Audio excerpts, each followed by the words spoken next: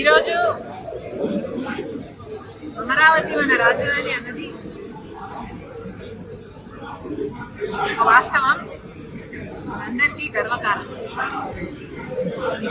అలాంటిది గత 10 సంవత్సరాలుగా ఆంధ్ర రాష్ట్రానికి ఒక రాజధానియే లేకుండా పోయిన సమయంలో అమరావతి మన రాజధాని కట్టుకునే నిర్మించుకునే ఈ సమయంలో ఇలా అమరావతికి వ్యతిరేకంగా మాట్లాడిన ఏ మాట కూడా క్షమించరానిది.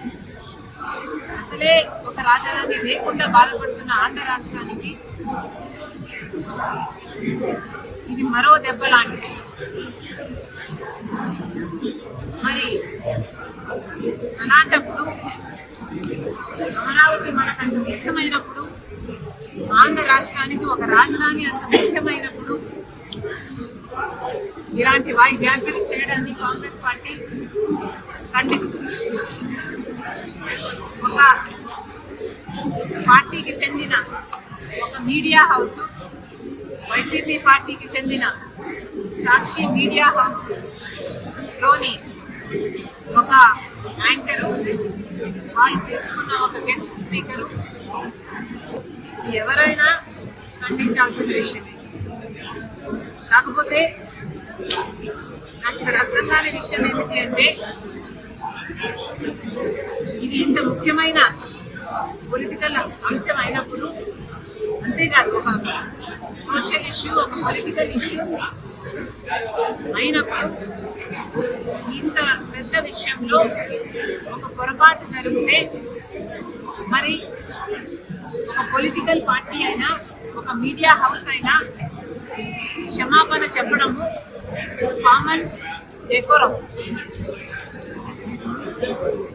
అలాంటిది మీడియా హౌసే ఒక పొలిటికల్ పార్టీకి చెందినప్పుడు ఆ మీడియా హౌస్ చేసిన కొన్ని వ్యాఖ్యల వల్ల కోట్ల మంది ప్రజలకు ఆవేదన కలిగినప్పుడు ఆ మీడియా హౌస్ అయినా, ఆ పొలిటికల్ పార్టీ అయినా క్షమాపణ చెప్పాలి. మరి ముఖ్యంగా సాక్షి మీడియా హౌస్ నడుపుతున్న భారతిరెడ్డి గారు సాక్షి మీడియాలో ఇంకా ఘోరం జరిగింది కాబట్టి మీరు క్షమాపణ చెప్పడంలో తప్పు లేదు, అది మీ బాధ్యత. మనం చిన్న పిల్లలకు కూడా నేర్పిస్తాము, ఒక తప్పు చేస్తే తప్పైంది సారీ అని చెప్పునానా అని చెప్తాము.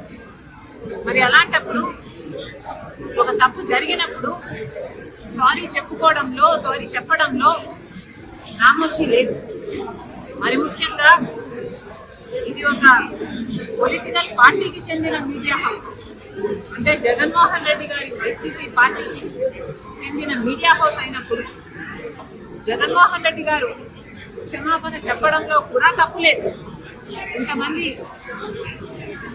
మనోభావాలను ఇంత ఆవేదనకు గురి చేశారు. జగన్మోహన్ రెడ్డి గారు తప్పైపోయింది, నా ఉద్దేశం అది కానే కాదు, క్షమించండి అనడంలో తప్పు లేదు. మరి వారు ఎందుకు సంకోచిస్తున్నారో, వారికి ఎందుకు ఇది నామోషిగా అనిపిస్తుందో నాకైతే అర్థం కావటం లేదు.